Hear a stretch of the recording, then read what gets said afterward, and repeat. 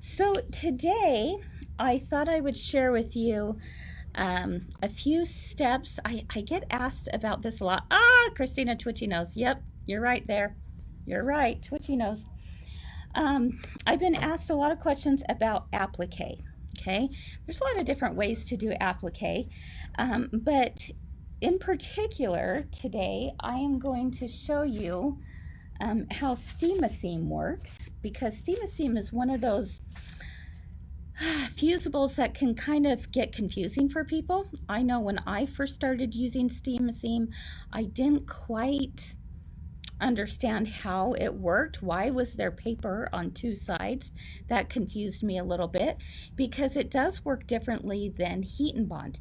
So I want to, talk a little bit about that. What are the steps to doing a fusible applique? And then some tips on how applique comes together. So for my demo today, I'm going to share with you this adorable, isn't that cute? This little pin cushion, hoot. And we did this in wool. This is a pattern from, it's called Hilda the Hoot Pincushion by Hatched and Patched. Okay, so this one was done in wool, but I'm going to do today's in cotton. All right, so again, that goes to show that it doesn't have to be, if you love a wool pattern but you don't love wool, or you don't have wool, who says it has to be wool, right? Go ahead and do the cotton. So basically, when you take it off of the roll, it has two pieces of paper. How many of you, let me go ahead and find out from you, what is your preferred fusible when you're doing applique? Do you like heat and bond light, or do you like steam? I would love to know. Hot Fix is another one that's really good, but I'd love to know what you guys use. Okay. Whoops. All right, so with steam, there's this paper side. Then you have this little meshy side, which becomes your glue. See, this is very different from a heat and bond. And then you have another paper side. So there's like two paper sides, and sandwiched in between is this little stickiness. So Cindy likes steam light, Jan is heat and bond light, Sheila's steam. So yeah, I'm seeing both of them going back and forth. Joan, very good. Joan says, steam light, I like that I can move it and it will stick again. And for those of you who've never tried steam or steam light, you might not know what that means, but I'm going to share with you. Yeah, I like Hot Fix the best too. I see that you like Hot Fix the best. I love Hot Fix as well. Sue. Yes, it's like Wonder Under. It's actually, I find it a little bit better quality than Wonder Under. I never had a ton of luck with Wonder Under, so my go-tos are Heat and Bond and Steam. And I love Hot Fix. If you've got Hot Fix, I love that as well. Okay, soft fuse, yep, that's also a good one to have. So the paper side, the side that you should be tracing on, is the side that has the yellow grid on it. Okay, there's a back side, it has no grid on it. So the side that you want to be tracing on has a yellow grid. And one of the reasons why I decided, you know what, this would be a good tutorial today, not only because you've been asking for this, but also because I've been working on the step outs for Jenny for your Thursday class. And that is the bicycle, Blossoms and Spokes. And the one I'm doing is Halloween version. Oh, I'm so excited. And this is the collaged basket on the Halloween bike. Isn't that fun? And I know you can't touch it. I wish you could just go touch right through the screen. Go ahead, everyone try it. But you can, if you'll listen to it. Can you hear that? There's a stick to it. Okay, you don't get that with heat and bond. And so the nice thing is you can move this around and reposition it until you like it exactly the where you want it to go. Okay, so that's the nice thing about steam-a-seam. You cannot do that with heat and bond. That's why this is now becoming my new favorite go-to fusible. It's also very, very lightweight as well. So let's take, for example, you have an applique pattern, and sometimes designers, when they design something, they will make it all together like this, and you still have to trace them out individually. And sometimes they'll actually draw out all the pieces separately, which is what I love when they do that, and they already draw them in reverse, which is another thing that I love. If you are doing blossoms and spokes on Thursday, those patterns are not drawn in reverse. So what you have to do is you actually have to cut them out and then reverse it onto your steam-a-seam. Okay, so it is nice when designers will put things in reverse, because then I don't have to cut anything out to begin with, and I can just trace right over top. So what I would do is actually take my paper, and I have the yellow grid side up, and you can see how I can actually see through. Can you see that okay? I can see through that. All right. So let me take you over here to where I'm going to be drawing this. Okay. And with a marker, I'll go ahead and just trace it. Now, if you had a light box, that could be helpful if you're having a hard time seeing through it. This is pretty thin though, so you shouldn't have any issues being able to see through it. If you don't have a light box, you can hold it up to a window and do it that way.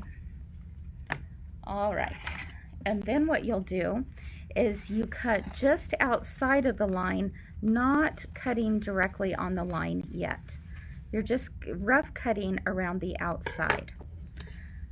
Okay, so with this, I'm going to use this fun piece of fabric. I just went through a box of scraps was all.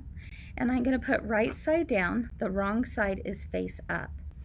And I'll go ahead and peel off the back paper, making sure that your sticky stuff is still on, secured to the top. So I'm just peeling back the back paper, and then I'll place it on the back side of my fabric. All right, now it's not fused yet, but it is sticky. See how it's not, it's not moving around. So obviously with this piece of fabric, I'm not too worried because it's the same design all the way around. But let's say if I was trying to position it to fussy cut a certain, maybe there was a flower that I wanted to have it go right in the center, I certainly could lift it up and reposition it until I got it to where I wanted it to be. Okay, so that's there now. It's not completely fused, so you don't want to cut it yet. Now I'll come over to the ironing. Get my mask out of the way here. And now I'll take my iron and press it down, just for a few seconds. And let it cool off. And then at this point, I'll take my scissors and cut directly on the line.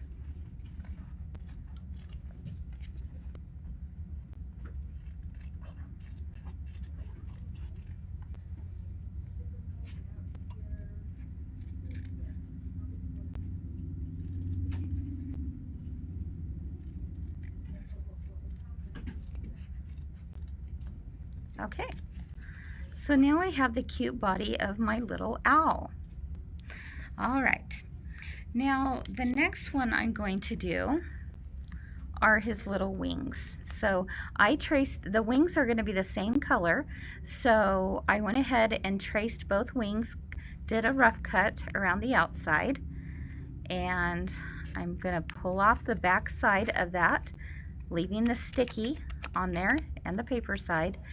And this is my fabric scrap I'm going to use for its wings. So I'm going to flip it over so right side faces down, and I'll fuse that in place.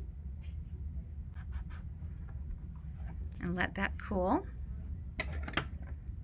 and cut those out.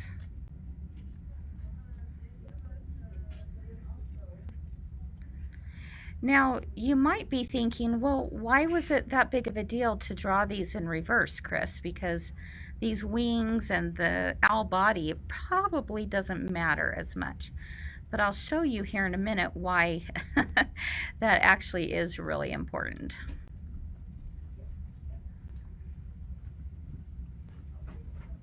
Okay. And that is because when it comes time to do the letters, do you see how the letters are done in reverse? Okay, and that would be also important, especially if you had something like an E or an A or something that is definitely noticeable when you don't. That's when you want to do that. So it was good that that's in reverse. But if you look up here at the main piece, you'll notice that that it is done correctly there. Okay, so what I did was I have already cut out my letters for the word hoot.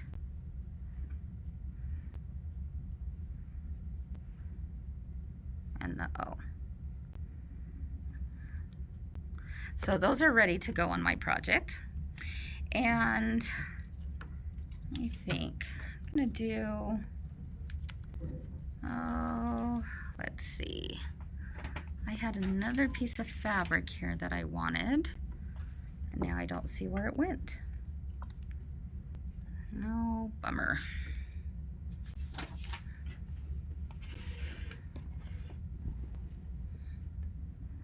Let me pull it up. Well, I did have a little branch. Oh, I see it. It fell down. Does that happen at your house too? All right. I promise I'm getting to the fun part here in just a minute. All right. There's my branch. Press that down. I'm going to use a little bit bigger scissors on this one, just so it goes a little faster.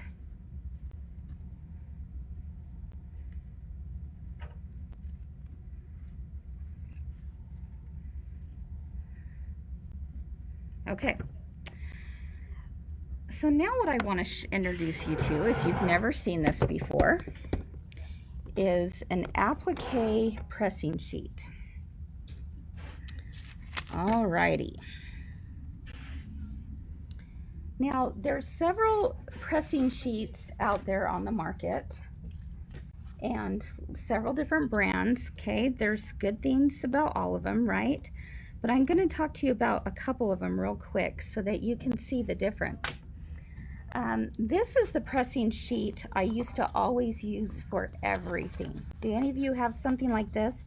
It's a Teflon pressing sheet, and what's nice about that is that like fusible is not going to stick to it. So for example, if I were doing let's see, if I were doing an easy piecing grid, for example, you know, we do that a lot on 3 at 3. We talk about Carmen Geddes' 10 Sisters easy piecing grid. If you were worried about pressing and having the fusible actually stick onto your iron, then what you could use is this Teflon sheet over top.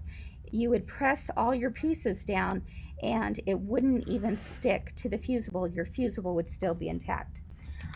I have used this for years and years, okay? I can crumple it up. It doesn't change anything. I can throw it in my bag. I mean, I literally have had this puppy for years, okay? You can see I've got a cut mark, probably from a rotary cutter that got too close, right? But this is a wonderful pressing sheet. However, a couple, boy, how long's it been? Year and a half maybe ago, I was introduced to this product. This is called a fusing mat. All right, and again, there's several companies, several different brands who carry these fusing mats. Where this sheet is Teflon, this one is actually silicone. Okay, silicone, and it can withstand a heat of up to 500 degrees. And so even if you could use it for applique, but you could also use it for like a hot glue gun. If you're into crafting and stuff and you need something to rest that hot glue gun on, that's perfect. Okay, now the thing that I love about this is that I can actually build my applique together before it even goes onto my background. I could do it with this as well. However, I'm going to show you here in just a minute. If I wanted to build my applique, and maybe some of you have done this and maybe you've never thought about building your applique before doing the background, but when you have like multiple layers and things need to be in a certain spot, you could actually, what you could do is place it underneath the mat and you could build it upon that. The problem with this is that it is a little bit more difficult to see and it slides around. Okay, there is a slide factor here. So that can sometimes cause an issue. With the silicone mat though, this is quite a bit heavier than the other one, and it has actually a little bit of a grip to it. So what I'm going to do is place my pattern underneath that. I can still see through. I don't know how well you can see that on your end, but I can actually still see through this, and I can build on top of this. So that's what I'm going to do right now with this little cute little owl. I won't go through the whole thing, but if I were trying to get it in a certain spot, it's like putting together a puzzle. Again, there's a little bit of a stickiness there. So if I don't like where I positioned it, I can simply pick it up and move it somewhere else. So I'm gonna just put it right there because that's where the owl body is. And again, that's not moving around, right? It's not sliding around. And then I'll do the same thing with its little wings.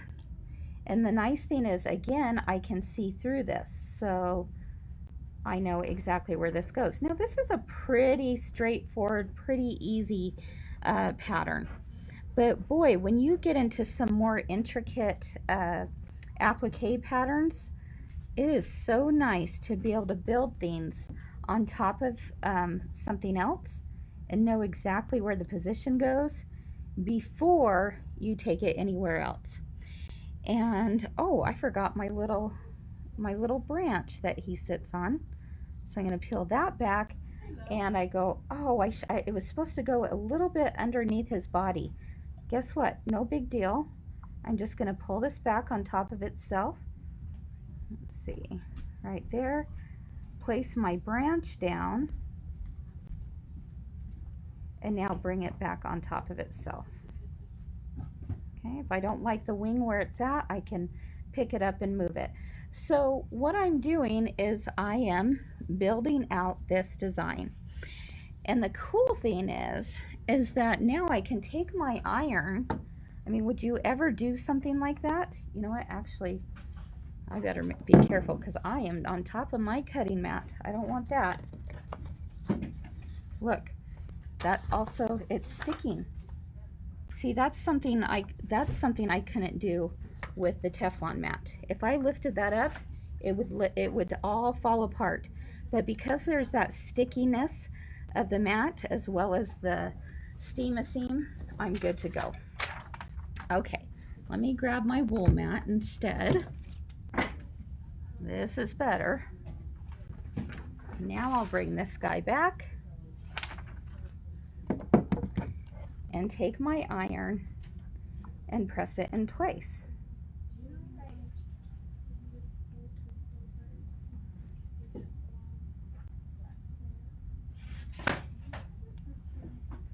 Okay, then again, the nice thing is the fusible doesn't, there's no fusible on the iron.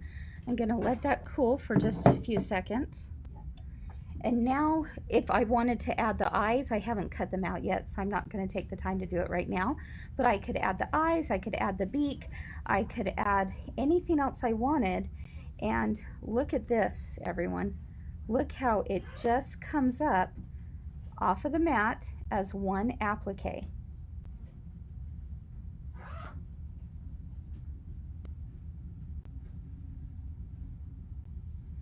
All is one. And guess what? It still has the stickiness. Isn't that great? So now when I take it to my background piece, I can put this down and I can place it right there and smack in the middle. Those little ears bent back. Okay. And I can go, I like that there, but not quite sure. I think I'll move it over, and I can pick it up and I can move it over to this area if I wanted to. And again, because it's sticking, because I used, you know, the Steam-A-Seam, it's not going to go anywhere. This is really nice, especially when it comes to doing collage quilting, because now you can play around with different fabrics. It's almost like having a design wall right out in front of you. But just right at your fingertips. You can step back, take a look, reconfigure, and I go, ooh, I want a flower there, and I'm not sure, maybe I want a little, you know, sunshine over here, and you can pick it up and move it, reposition it, and it stays on the fabric. And again, all this piece was done as one because I did it first on the fusing mat. Okay, so when I get it to where I want it to be, now I'll take my iron and now I fuse it on. Now this becomes permanent. So before, all those areas were just temporary. Okay, it was repositionable, it was completely temporary. But now with the iron, that's what makes it permanent. All right. So again, I can continue adding if I wanted to, but for the sake of time, I just decided to go that far for today. And now it's no longer repositionable. I can't lift it up. Okay, now I would do my little blanket stitching or whatever else it might be. So that's what I wanted to share with you today. You can do the same thing with the, if you were doing the wool, you could absolutely, you know, use the Steam-A-Seam on the wool as well and be able to lay everything out as well. All right, so any questions on that? Love, love, love it. I use this all the time now, and they have them in all different sizes. There's your Steam-A-Seam. Let's see, and that's actually how, again, this entire bicycle quilt was done. And it's building one thing on top of another. Let me pull it back. Whoops, there we go. There we have it.